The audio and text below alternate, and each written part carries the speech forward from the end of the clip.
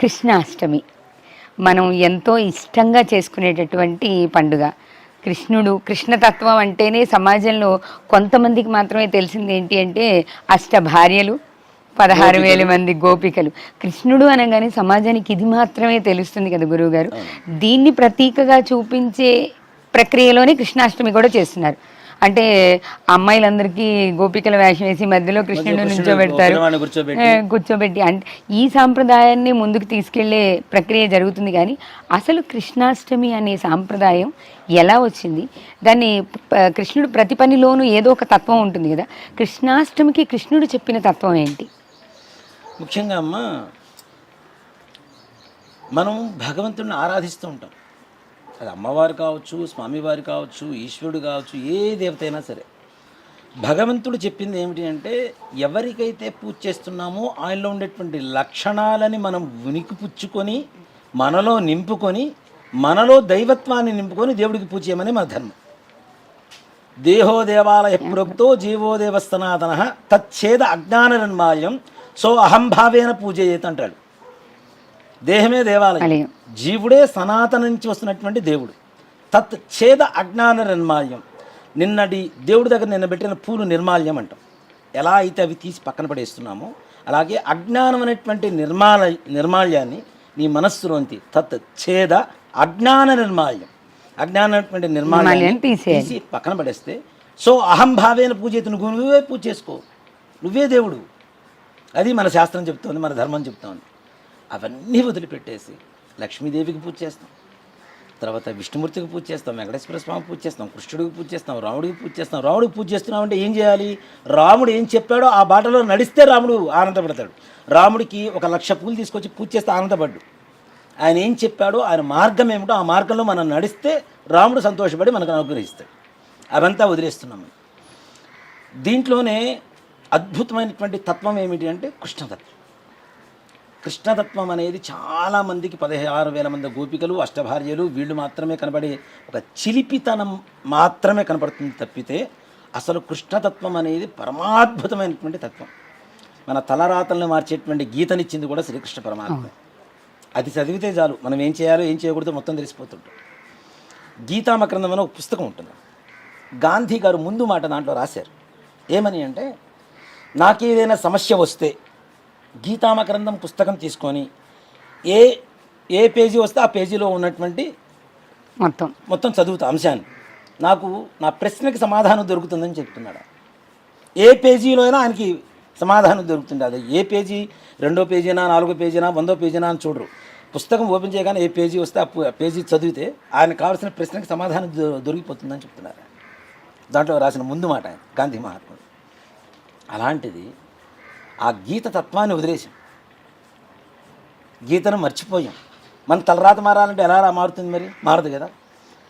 కృష్ణతత్వం, కాళీతత్వం రెండూ ఒకటే. కాళికాదేవి ఎలా ఉంటుంది? నల్లగా ఉంటుంది. కృష్ణుడు ఎలా ఉంటాడు?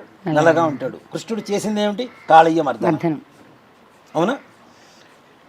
కాళీతత్వం అంటే ఏమిటి, కృష్ణతత్వం అంటే ఏంటి అంటే, మనలో ఉండేటువంటి కామక్రోధ లోభ మోహ మదమాత్సర్యాలనేటువంటి 6 శత్రువుల్ని నశింపజేస్తే ప్రపంచంలో భౌతికంగా ఎక్కడా శత్రువు కనపడడు.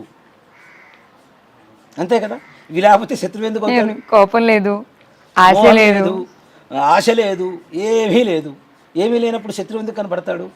ఈ తత్వాన్ని ఎవ్వరూ మంట పట్టించుకోరు. మనకు ఎంతసేపటికి అది కావాలి, ఇది కావాలి, ఇది కావాలి. కృష్ణుడికి అలానే పూజ చేస్తున్నాం. అలాగే కృష్ణుడు చిన్నప్పుడు వెన్న దొంగ అని చెప్పి మనం వింటూ ఉన్నాం. వెన్న దొంగిలించి తినేవాడు. అందుకనే వెన్న నైవేద్యంగా పెడుతూ ఉంటాం. ఒక నవనీతం అంటాం దాన్ని మనం. అసలు నేను తెలుసుకున్నది ఏంటంటే, కృష్ణుడు ఎందుకు దొంగతనం చేశాడు వెన్న అంటే, ఎవరింట్లో అయితే కష్టాలు ఉన్నాయో వాళ్ళ ఇంట్లో ఉండేటువంటి కష్టాలని వెన్న రూపంలో ఆయన స్వీకరించాడు. తీర్చడానికి ఆయన వెన్న దొంగతనం చేశాడు. అక్కడ అది కూడా చూడండి. మానసికమైనటువంటి ప్రశాంతత కావాలి, అప్రశాంతత పోవాలి అంటే చంద్రుడు కారకుడు అని చెప్పి చెబుతూ ఉన్నాం మనం. అలాగే వెన్న కూడా ఎలా ఉంటుంది? చంద్రులానే తెల్లగా ఉంటుంది, అవునా? కాబట్టి ఆ వెన్న పూసను ఆయన దొంగతనం చేసి వాడికి ఉండేటువంటి కష్టాలని తీర్చాడు. ఎంతసేపటికి వెన్న దొంగ ఇలా మాట్లాడుతున్నా దాంట్లో ఉండేటువంటి తత్వం ఏంటనేది ఎవరికి అర్థం కావటల్లా. వెన్న ఎందుకు దొంగతనం చేశారు? ఎవరింట్లో ఎవరి కష్టాలు ఉంటే ఆ కష్టాలని వెన్న రూపంలో ఆయన స్వీకరించి వాళ్ళకి ప్రశాంతతనిచ్చాడు. అలాంటి తత్వమే కృష్ణతత్వం. అలాగే చాలామంది 16,000 మంది గోపికలు అష్టభార్యలని చెప్తున్నారు కదా. నిజంగా నేను ఒక స్త్రీమూర్తి కృష్ణుడి గురించి చెప్తుంటే నేను విన్నాను. నా చిన్నప్పుడమ్మా, నాకు 12 ఏళ్ళు 13 ఏళ్ళు, ఆవిడ చెప్పిన మాట ఇప్పటికీ బాగా గుర్తుంది. నాకు ఇప్పుడు 43 ఏళ్ళు, అంటే దాదాపు 30 ఏళ్ళ క్రితం చెప్పిన మాట ఆవిడ. ఒక భాగవత్ సప్తాహం జరుగుతుంటే కృష్ణుడి గురించి ఆవిడ చెబుతున్నారు. అంటే ఆడవాళ్ళు ఆ మాట వాటానికి కూడా భయపడేటువంటి రోజుల్లోనే ఆవిడ కృష్ణుడి గురించి అంత ధర్మంగా చెప్పగలిగింది. ఆవిడ 16,000 మంది గోపికలతో ఈయన సంసారం చేశాడని చెప్పి చెబుతున్నారు. అది సంసారం కాదు, శారీరకమైనటువంటి సంబంధం ఎక్కడా లేదు, భక్తి వ్యభిచారం అని చెప్పారు. ఆ మాట వాడటానికి కూడా ఆడవాళ్ళు చాలామంది ఆలోచిస్తారు. అలాంటిది ఆవిడ భక్తి వ్యభిచారం చెప్పి, నాకు ఆ రోజున కృష్ణుడు అంటే ఏంటి ఆ రోజు తెలిసి వచ్చింది ఆవిడ చెప్పిన తర్వాత. అంతవరకు నా మనసులో కూడా కృష్ణుడు అంటే అల్లరివాడు, ఆడవాళ్ళు 10 మంది గర్ల్ ఫ్రెండ్స్ ఉంటే కృష్ణుడి కింద లెక్కేస్తుంటారు ఇలా అనుకునేవాడిని.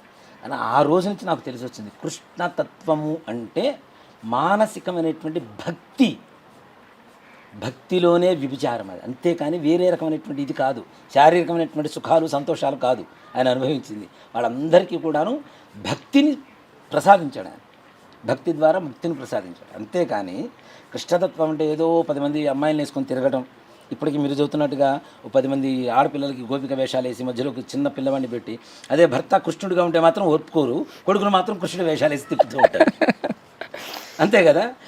కాబట్టి కృష్ణుడి వేషాలు వేసి కృష్ణుడు చూసుకోవడం మంచిదే. వాడికి కూడా చిన్నప్పటి నుంచి కృష్ణుడు అంటే 10 మంది చుట్టూ ఉంటారా అని చెప్పి ఇంజెక్ట్ చేయడం మాత్రం తప్పు. కృష్ణుడు అంటే ఇంతమంది గోపికలు ఉంటారు అని చెప్పి వాళ్ళ మైండ్ ఇంజెక్ట్ చేయడమే కదా. దేవుడు అంటే తప్పేంటి, దేవుడే చేయగలేదు, నేను చేస్తే తప్పేంటి అని అడుగుతాడు కదా. గ్యారంటీ.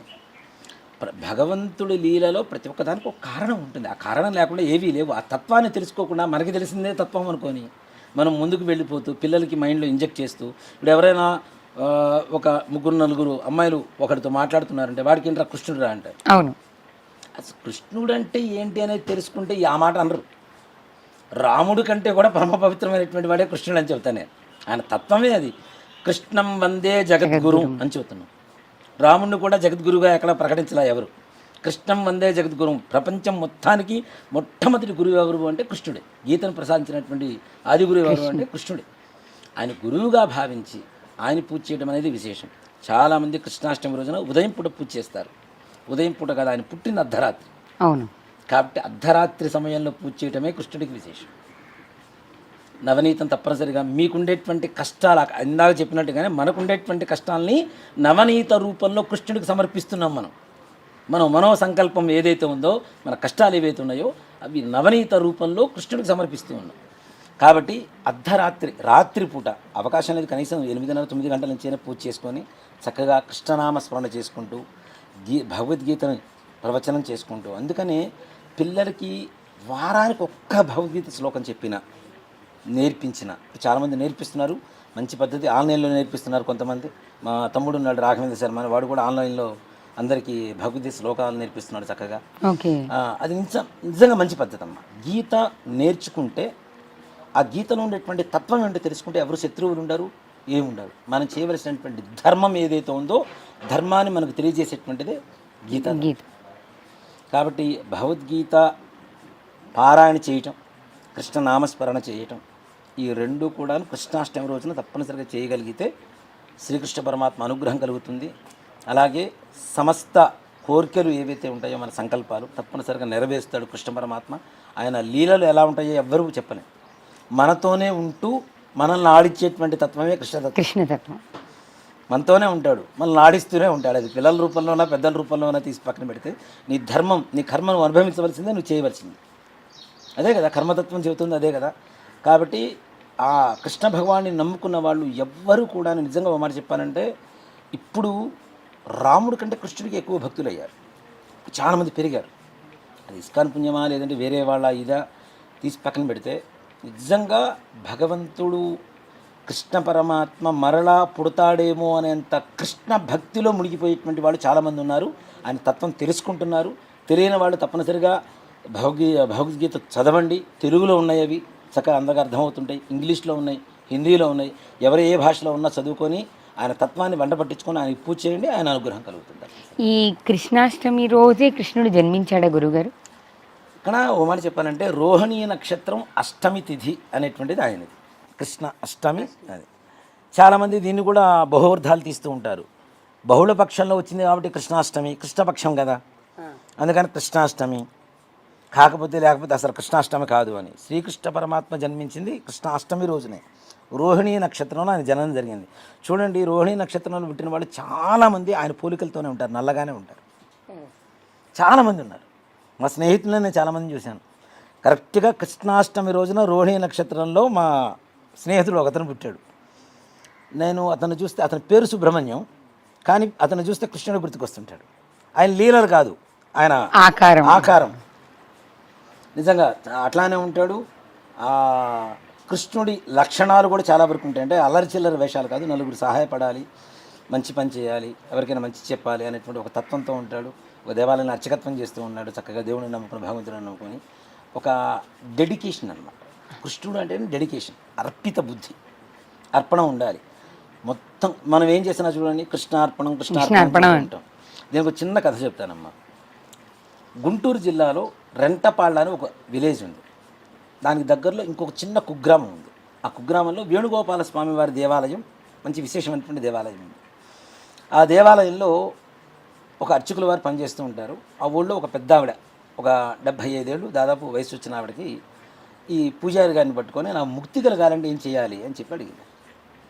ఏమక్కర్లేదమ్మా, ఏ పని చేసినా కృష్ణార్పణం అని చెప్పి పని చేయి, కృష్ణుడు నేను గ్యారంటీ అనుగ్రహిస్తాడు వేణుగోపాల స్వామి అని చెప్పారు. సరే, ఈవిడేం చేస్తుంది, అన్నం తిన్నా, ఒక ముద్ద తిన్నా కృష్ణార్పణం, ఇంకో 2 ముద్దకి కృష్ణార్పణం, అలాగే ఎవరికైనా ఏదైనా ఇచ్చినా కృష్ణార్పణం, ఏ పని చేసినా, కూర్చున్నా, లేచినా, పడుకున్నా, ఏ పని చేసినా కృష్ణార్పణం అంటూ ఉంది. ఇలా కొన్ని రోజులు జరుగుతూ ఉంది. ఒకరోజు దేవాలయం ధనుర్మాసం, మార్గశిర మాసంలో ధనుర్మాసం వస్తుంది కదా మనకి.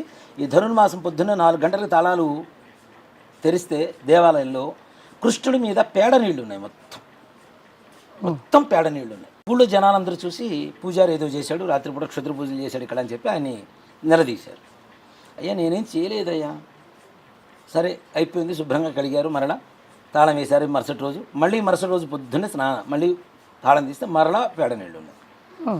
ఈ ఊళ్ళో జనాలందరికీ కలకలం పుట్టింది, చుట్టుపక్కల ప్రాంతాలందరికీ. ఇది నిజంగా జరిగిన కథ, ఏదో కట్టు కథ కాదు. కొన్ని ఏళ్ల క్రితం, దాదాపు మా గురువు గారు నాకు చెప్పి 32 ఏళ్ళు అవుతుంది ఈ కథ చెప్పి. ఆయన చిన్నప్పుడు జరిగిన కథ. మా గురువు గారు నాకు పాఠం చెప్పే వయసుకి ఆయనకి 82 ఏళ్ళు. ఆయన చిన్నప్పుడు జరిగినటువంటి కథ ఇది. కథ కాదు, జరిగిన యథార్థం. సరే, రోజు పడుతూనే ఉన్నాయి. పూజారి గారికి అర్థం కావట్లా, నేనేం చేయట్లేదు, ఎందుకు పడుతున్నాయి. ఒకరోజు పొద్దున్నే 4 ఇట్లా అని వస్తూ ఉన్నాడు. ఆవిడ కల్లాపు చల్లుతూ, పేడ నీళ్ళు చల్లుతూ కృష్ణార్పణం చల్లుతూ ఉంది. ఈయనకు అనుమానం వచ్చింది, ఏం చేస్తున్నావమ్మా అంటే, నాకేం తెలిసే, నువ్వు చెప్పావు కదా ఏ పని చేసినా కృష్ణార్పణం అని, నేను అదే చేస్తున్నాను. సరే చూద్దామని చెప్పి అక్కడి నుంచి మనుషుల్ని పెట్టి దేవాలయం వరకు ఈవిడ నీళ్లు చల్లినప్పుడల్లా అక్కడ కృష్ణుడి మీద నీళ్లు పడుతున్నాయి. అంటే ఎక్కడైతే భక్తితో విశ్వసించి చేస్తున్నారో ఏది ఇచ్చినా భగవంతుడు తీసుకుంటున్నాడు. దీన్ని బట్టి ఆవిడ పెట్టిన అన్నం కూడా అంతే అన్నాడు కదా. భక్తి తత్వం ఉంటే తప్పనిసరిగా ఏ భగవంతుడైనా మనం ఇచ్చింది స్వీకరిస్తాడు. భక్త కన్నప్ప పెట్టిన రక్తమాంసాలే స్వీకరించాడు పరమేశ్వరుడు, తీసుకున్నాడు. మరి అందుకనే శ్రీకాళహస్తి వాళ్ళ రోజున అంత అద్భుతంగా ఉంది. అలాగే కృష్ణుడి తత్వం ఏంటంటే విశ్వాసం, భక్తి, కర్మ, ఇవి తప్పనిసరిగా మనం ఉంటేనే భగవంతుడు మనకు చాలా దగ్గరగా ఉంటాడు. కాబట్టి ఆయన లీలను మనం గ్రహించడం చాలా కష్టం. కానీ ఆయన పెట్టినటువంటి పరీక్షల్లో నెగ్గుకుంటూ ముందుకు వెళ్తే తప్పనిసరిగా పరీక్ష పాస్ అవ్వడం కాదు, అత్యుత్తమ ఉత్తీర్ణత పొందుతాం. అంటే ఆయన పాదాలను పట్టుకుంటే చాలు, మొత్తం అయిపోయినట్టు. ఒక చెరువులో చేపలు పట్టేవాడు దిగాడు, వల వేశాడు. ఒక చేప వెళ్ళి ఆయన కాళ్ళ దగ్గర పట్టుకుంది. అన్ని చేపలు దాంట్లో పడ్డాయి. ఈ చేపలు మొత్తం అడుగుతున్నాయిట, ఎందుకు ఆయన పాదాల దగ్గరికి పోయావు, మేమందరం పడిపోయాము, నువ్వెందుకు ఆయన పాదాలు పట్టుకున్నావంటే, అసలు వల వేసేవాడి పాదాలు పట్టుకుంటే వాడు నాకు వల ఎక్కడేస్తాడు, వల ముందుకేస్తాడు కదా, ఆయనే భగవంతుడు కదా. భగవంతుడు పాదాలు పట్టుకుంటే మరణం లేదు అని చెప్పడానికి. అంతేగా ఆయననే పట్టుకుంటే ఇంకా ఆయన ఏం చేస్తాడు. కాబట్టి భగవంతుడి పాదాలు ఆశ్రయించండి. కృష్ణ పరమాత్ముడిది, శ్రీకృష్ణుడిని భక్తితో తప్పనిసరిగా ఇచ్చేయండి. ఆయన అనుగ్రహం తప్పనిసరి కలుగుతుంది. ఆయన అనుగ్రహం కలిగితే మాయాఛేదనం జరుగుతుంది. మనకి ఏదైతే మాయ కనబడుతుందో ఆ మాయ మొత్తం ఛేదనం జరిగిపోయి ఈ మోహం మాయ అవన్నీ మొత్తం తొలగిపోతాయి తప్పనిసరిగా.